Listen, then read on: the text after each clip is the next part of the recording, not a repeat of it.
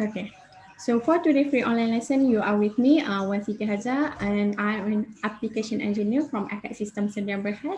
So I would like to welcome our our audience for today, Yal, Miss Ivy, Miss Yal, Miss Zana, Mr. Rock, Mr. Huhi. So thank you for joining us on today's free online lesson. Okay. So for today's free online lesson, we are going to see on the tips for Revit to create the grid lines and also the column placement. All right. So for today's agenda, we are going to look into two things. The first one is the grid, and then the second one is the column.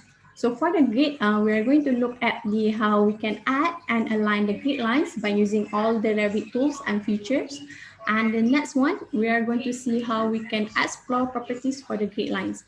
And the next one, after that, we are going to create the angle grid lines and also elbow break. So this is the elbow break.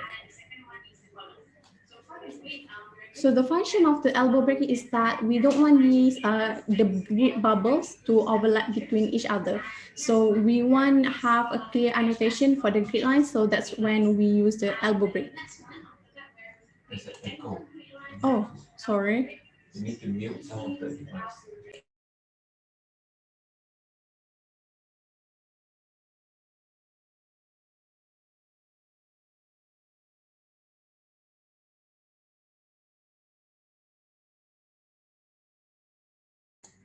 Okay, sorry about that. There is an echo before, so I didn't hear that one.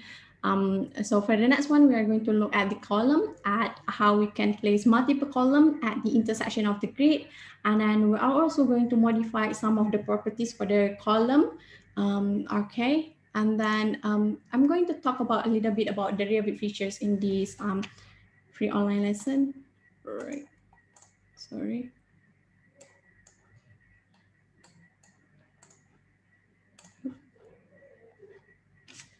Okay. So for the first one is the word organization. In order for us to have a high quality structure plan, it is really essential for us to organize the structure plan within the Revit so that when we already create the organization, it will be easier for us to use the Revit file. And then the next Revit feature that we are going to look into this one is the annotation. So the annotation is really important. So in this free online lesson, I'm going to show you how we can use the annotation using the grid bubbles and also the grid lines. And then the next one is the parameters. So there are types parameters and also the instance parameters. Parameters, it contains information about the elements within the Revit file. So in this free online lesson, I'm going to show you how we can add it and modify some of the parameters for the column. All right, let's get started. But before that, this is what we are expecting for our structure model at the end of this free online lesson. Okay, I'm now going to show you the Revit file. Okay. So this is the Revit file that I'm going to use for today. This is, oh, sorry. So this is the 3-level of building structure, the 3-level story of the building. So we are going to expect by the end of today to have this structure model. All right. So what we're going to start first is that to go to the structure plan. Oh.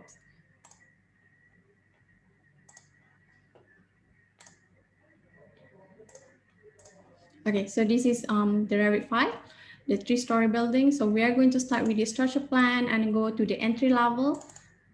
And then this is the level that I'm going to work with for the structure. And then the first one, we are going to add the grid line. So I'm going to go to the datum, architecture, datum, and the grid. And for the start, I'm going to use the pick lines. So the pick lines, we need to select our reference line or reference element. So I'm going to offset by 520 millimeter from the wall. So I'm going there and then select that. All right, and then because we wanted to organize our work within the structure plan, it is really essential for us to naming the grid bubbles at the first place, so that the next grid lines we follow the first naming that we include in the grid bubbles. So I'm going to use the numerical for my grid bubbles for the vertical grid line. So I'm using 1 over here. All right. And next, I'm going to use the grid lines again and a pick lines, and I'm going to offset by 2,500. Sorry, 7,200 over here. And then we're going over there, and then by 2,500. Yep. Oh, sorry.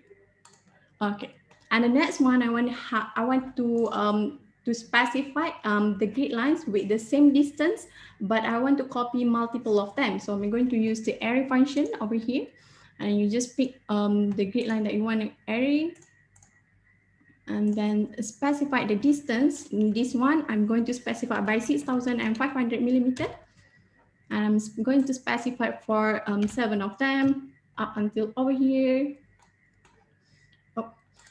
For using the grid lines, it's really useful because you can edit the number. For instance, in this one, if I want to go back to 6, I can just type the numbers. But if I want to go more, I can just type in, and then it will add the grid lines according to what you require.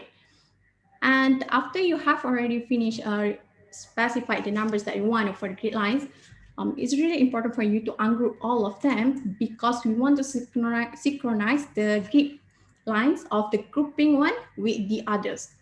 So we don't want them to stay as grouping as by themselves. So we want to ungroup them. So I'm going to ungroup them. All right. Now we have this. I'm going to create one last grid lines. Yep, saving them. Okay. I'm going to specify here, over here. Oh, sorry. It's supposed to be over here, slightly at the middle of my structure over there.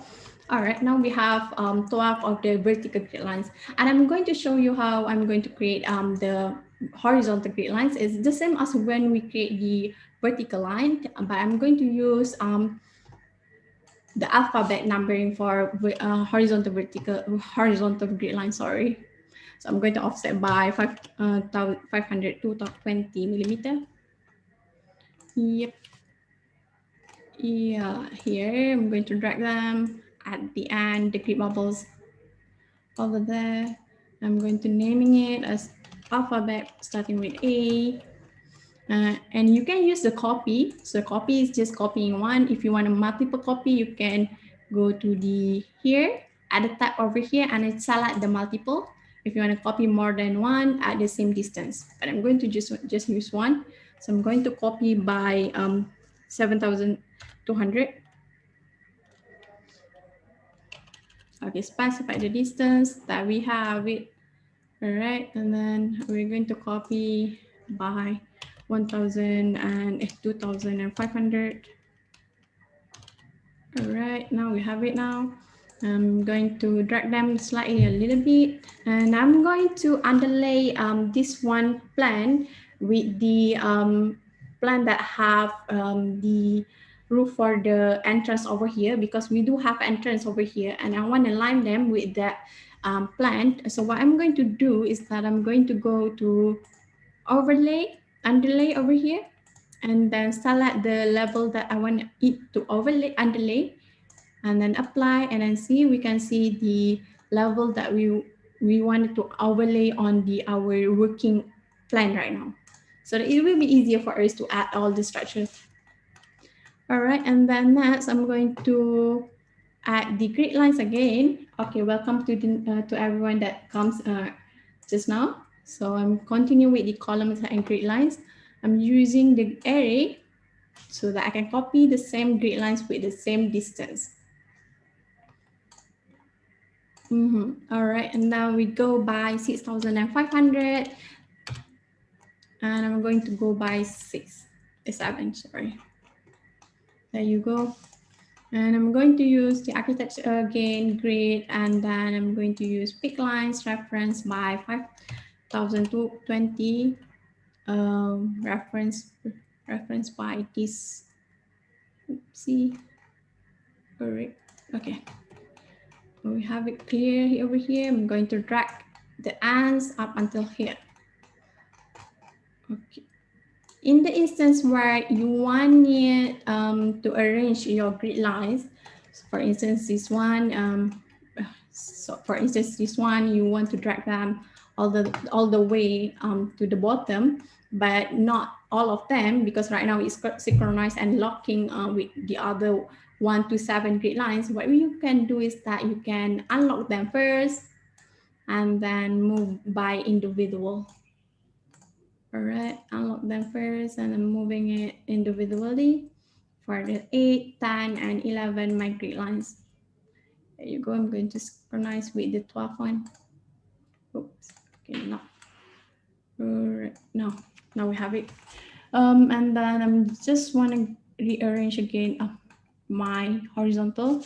Oh, now I have a grouping for the array, so I'm just going to ungroup them all together. Okay. All right.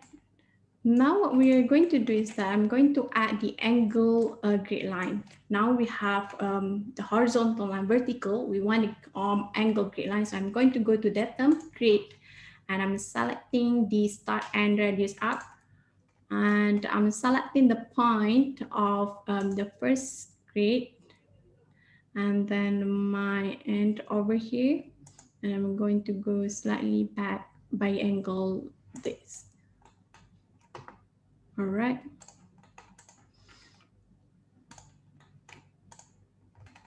Okay, so if you want to change the annotation for your grid bubble, for instance, you don't want this on this side, you can just untick them over there and untick them, the appearance of them. You can change like untick and tick the grid bubbles. But if when naming them by individual, you can just naming over directly from the grid bubbles, or you can choose from the box over here and then naming them. All right, now we have the angle, we have the horizontal and vertical. What I'm going to do next is that I'm going to use the elbow break. So for instance, this one is overlapping, although it's not that obvious, but it's still not that good for annotation. So what I'm going to do is that I'm going to click over here and then select elbow. Oh, it's going to the other another direction. So for this one, if you want to change the direction, just drag the over here, drag the button over here. All right, there we go. We have a clear annotation over there and there. Oh, this one also, I want to add the elbow break. All right. Okay. So for the next one, I'm going to show you how we can add the columns at the intersection for the grid lines. So we're going to go to the architecture and then column. It's supposed to be starting with the footing, so I couldn't see my structure tab over here. So what I'm going to do is that I'm going to go set file option, and then I'm going to go to user interface and select my structure tab and tools. Okay, there we go. We have my structure tabs.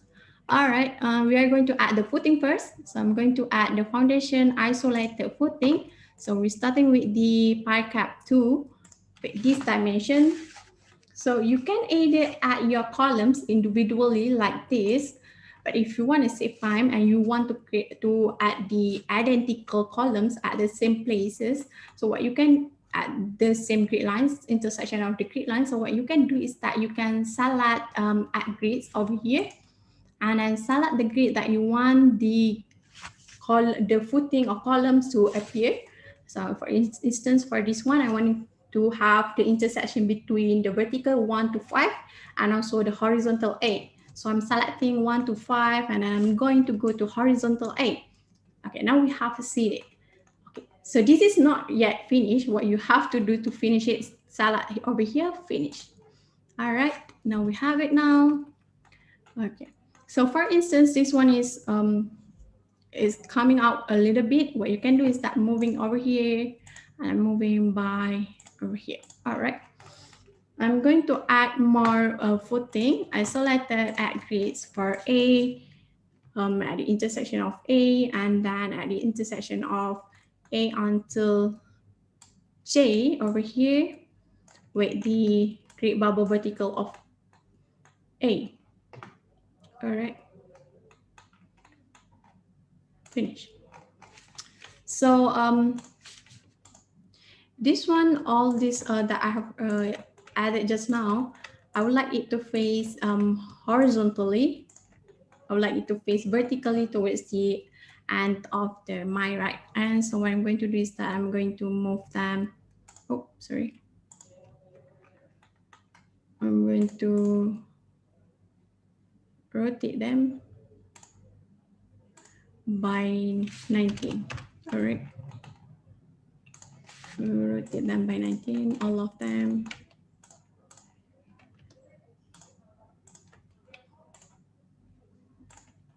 Oh, okay, I'm just going to do that individually. Okay, now we are rotating them by 19, rotating them 19. Supposedly this was we're supposed to add the column by rotating placement. I'm going to show you after this, but I'm just going to show you what happened if you just accidentally put them without rotate placement at the first place, so you can rotate them after that. Don't worry. Now we have all of them. We are going to have all of them facing vertically, quickly and fastly. Yep, almost there. Okay, that's correct. I'm moving this one slightly a little bit. All right. Okay. Now I'm going to add more of isolated, and I'm going to choose the pi cap 4 for the intersection between 1, 2, 3, 4 with the B. 1, 2, 3 until 7 with the B. So I'm going to select my isolated pi at grids, and then select the grid lines that I want to intersect with the B. All right, now we have it at B, and then intersect as well with the C. I'm going to change it after this. All right, finish. Cool. Not this one, but this one, moving it. Cut B, and then this one, moving it. All right. Okay, we're using the moving tools. Okay. Now, what I'm going to show you, another features of the grid lines is that the properties for the grid lines, for instance, you don't want to have a continuous appearance of the grid lines. So what you can do is that you can go to the grid lines, to one of the grid lines, change edit type on the properties box, and then choose the segment that you would like. So if, for instance, you don't want to have all these grid lines continuous segment, so you can go here and then choose none and then apply. So that will appear just on the top. For some people, they need to have that continuous, so that will be easier for them to refer to the column. But so for some of the project, they will not require to have the continuous segment. So that is how you can do. And then, for instance, for my own project over here, I'm going to select this edit type. I'm going to choose custom, where I'm going to change my segment color so that it will be slightly different color compared to the upper. I'm going to apply over here. So that's what I would like to have for my project. Okay. And next, what we are going to do is that we are going to add the column. So I'm going to go to the architecture, structure, column, and you can select the column that you would like to. I'm going to go by concrete round for 450 millimeter, and add grids again. And I'm going to go by 1 to 6 with the A intersection, and I'll finish. All right. Okay. Oops, sorry. Okay, we can go again, structure column, and add them over here. Okay. This is happened to me. For instance, if that happened, you might want to check your height and also the depth. Okay, have it completely fine. So it's supposed to be just fine. All right. Okay. I'm going to go by entry level over here.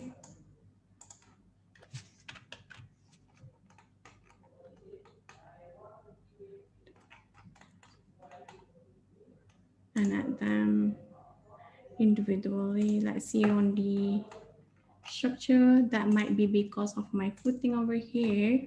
And then the grid line over here, it will have to be by entry level over here. And then I'm going to change the top level.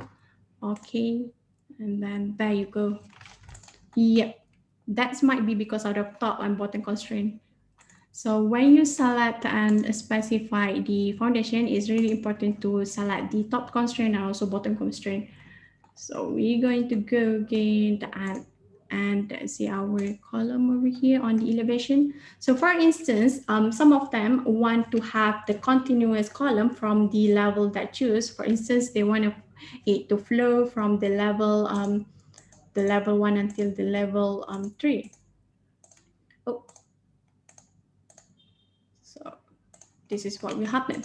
But some of the project, it requires to have the column on the top of the floor, so it will not be continuous. Instead of they will be having a duplicate between the aligned level. So what you want to do is that you want to go to create until level 2 only, and then you're going to go here, copy to the clipboard, and then you want to paste it align to selected level. All right.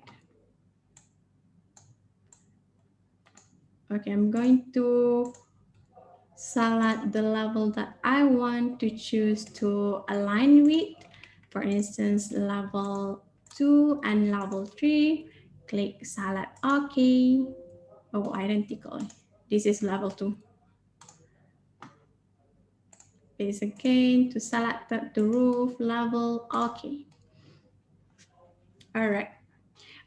If you have any question, feel free to drop me questions, and I'll try to answer your questions. And then we're going to see if we don't have quite enough time. I will try to address that question later by if you drop me your email, that I will try to address that question later. Okay, now we have one question over here. Can we multiple salad and rotate together? You can do the single over here, but if you want to have all of them to rotate at the same center, it will not be, you are not able to do that unless you select one of them by one of them, because when you select all of them, you have to specify the axis of the rotation that you would like to create. So that will create some distraction if you rotate them and then together, but you want to have them aligned at the same place, for them to stay at the same place, because they require the axis that they want to rotate. So it will not, for instance, this one, it will not rotate into that. But what you can do is that instead of, you can align them using the align function over here. So for instance, I'm having over here, and then I'm going to align them with the grid lines over here. So I can select this and then select the grid lines over here. Sorry. Oh, might be as well. Select center and then select the one that I want to center over here. Okay. So you can use the align if you want to rotate multiple of them. Okay. I'm going to open for more question. If you have any question, just drop me on the chat box. But in another one, if you would like to me to cover any topics, just go and to the AutoCAD system over here. And then to the AutoCAD system page over here, we have more further lessons. And then you can go to the YouTube channel and drop the comment on the box below for the lessons that you would like for us to cover. You can give the topic, you can suggest any topic that we can cover for you. And for instance, for today, that will be over here, the Dropbox chat over here, and just say the topics that I'm going to cover for the next few weeks. What I'm going to do next now is that I'm going to show you more functions using the grid lines. Okay, for instance, we have over here, I'm going to copy my column, array them. Okay, by setting them over here. Using the copy is easier. Copy multiple over here and then go.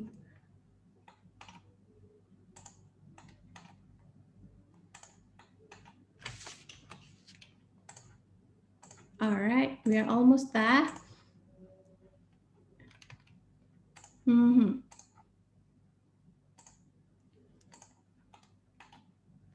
Okay, I'm going to show you in North view. Now we have them. So I'm going to align them to my selected level. So I'm going to select all by control and then select the column that I would like to copy, and then select copy to clipboard, and then select paste, align to selected level. So I'm going to align to level 3 and as well as roof level. Click OK.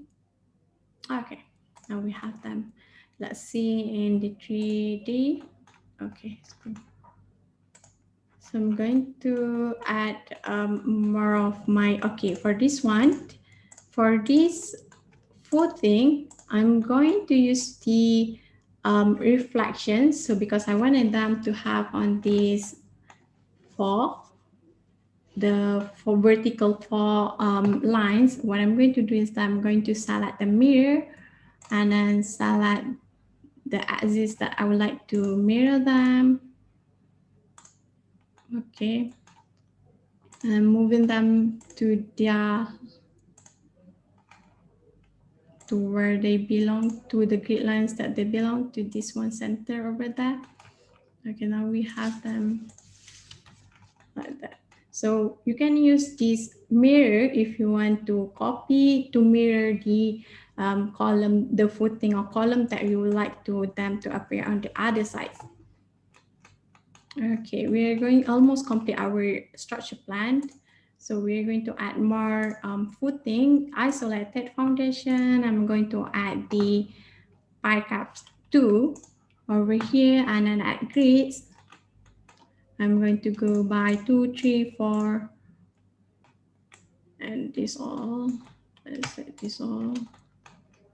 Okay, I'm going to go by 2 to 11 vertical with the intersection of J horizontal, and I'm click finish. Okay.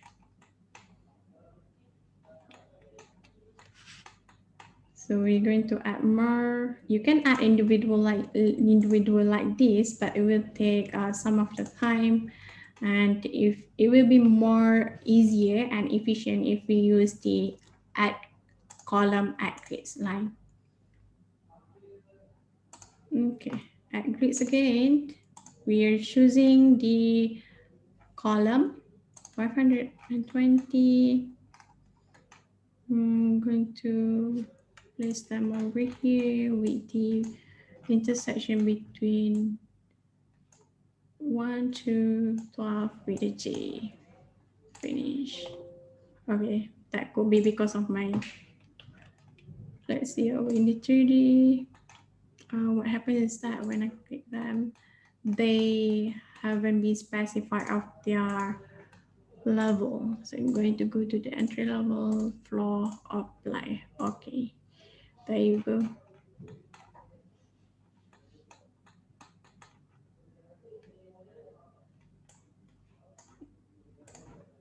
Okay, I'm choosing my willing plant. Oopsie. So specifying their top constraint is really important. All right, we're having them. Floor plan applied. Okay. Yep. And from them, I'm going to copy to clipboard and then paste them to align selected to the level 3 and the roof. And then select okay. Yep. There you go. We have it placement automatically if we want to have non-continuous column. Copy, paste, align selected to the, all right. So that's just a few other tips that I can share with you in using the grid lines and as well as in using the column. If you have other questions, you can just drop me on the chat box. But if you don't have any question, we are going to see you on the next lesson, free online lesson. We're going to see you guys again. That's all from me. Thank you.